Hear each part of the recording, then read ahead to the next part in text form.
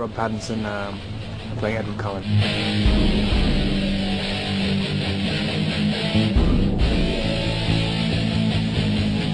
I hadn't read the books before, so it's not like I had an opinion. I mean, I had to just formulate my own idea of who the guy is anyway.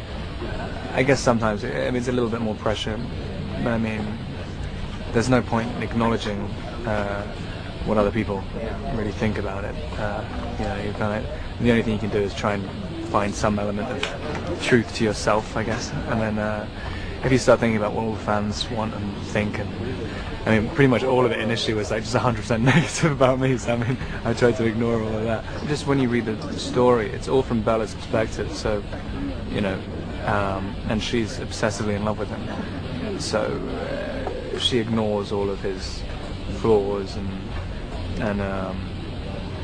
things, and you know, it's like anybody you're in love with, you sort of see past the stuff. I mean, Stephanie Meyer gave me this manuscript of Midnight Sun, which is Twilight from Edward's perspective, and he just sees himself as the biggest, like, moron and just disgustingly selfish and everything. So like, and then you can kind of weigh up the two, find some kind of compromise for the character, which is, I mean, that's essentially how I saw him anyway, because I mean, it's a guy who's just incredibly frustrated and finds this one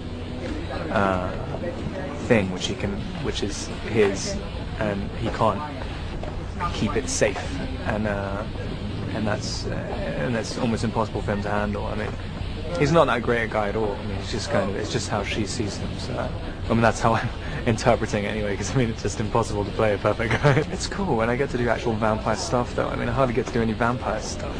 I mean, I don't get to kill anyone. I really want to kill some people, and I keep trying to convince them just to let me just have one little casualty. I mean, I just want to just have just one where I just flip out and just kill a whole crowd. That'd be great.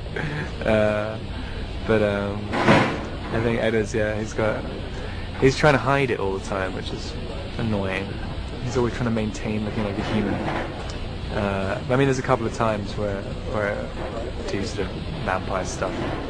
Just, it's fun. I hope, like, what me and Kristen have been doing is making it a lot more serious than your average kind of teen, even though it's a vampire, it's essentially like a teen romance. But I mean, I've been trying to, you know, get more of the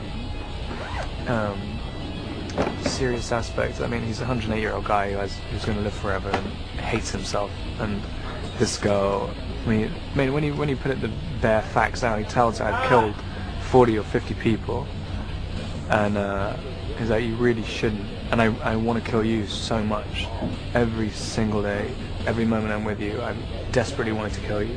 And she's like, I don't care, I love you. And it's like, well, there's definitely something wrong with her, and there's very obviously something wrong with me, and like just trying to get that kind of relationship rather than like just two teenagers who like each other. The thing about Bella as well, I mean, when you're 17, she's very innocent 17 as well in a lot of ways. She doesn't really know herself, and yet she knows that beyond all doubt she wants this. And that's just very strange to know that when you're so young, because Edward's such a sort of dominating character, and Bella's always falling over and stuff, and Kristen is just so like just very strong in reality. So, you know, I had to kind of reevaluate how I was going to play it just in terms of that, because I mean, it's just kind of intimidating. So, yeah, that's kind of different thing. I mean, I end up playing like the klutz who messes everything up, and she's like the one who takes control of everything. So there's so much of the story is just so serious, and it's sort of, and so kind of melodramatic in a way. I mean, it's literally like life or death all the time. It's difficult to get in those periods of lightness. But there, I mean, they like each other, and there's also such a bizarre situation for him, especially. I mean, he's like, what am I doing with this like kid? I'm 108 years old, and I've fallen in love with this girl who sits next to me in biology. I'm terrible at stunts. I mean, I've picked up so many injuries during this job. Nothing terrible, but sort of terminal groin chafing and stuff from harnesses. You always wear groin padding if you're a vampire.